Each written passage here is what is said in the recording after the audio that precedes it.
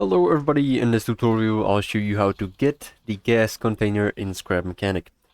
So, first of all, to unlock the schematic, you'll need to go ahead and complete the quest where you need to make this watchtower for this fella. And this quest is going to be obtained by completing some other main quests. And once you do, you'll get the gas canister blueprint from this guy. And once you have the schematic unlocked, go to the craft bot, and here search for the gas container, and now you'll need some metal blocks, which you can get by refining the scrap metal blocks, which you can get from haybots. These circuit boards are going to be obtained from toadbots, the small green robots.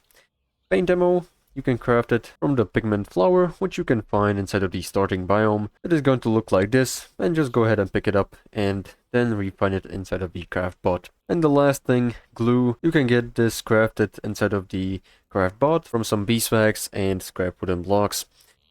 The scrap wooden blocks can be gathered by harvesting some trees using a hammer, and beeswax can be found on these rock formations which you see all around the map.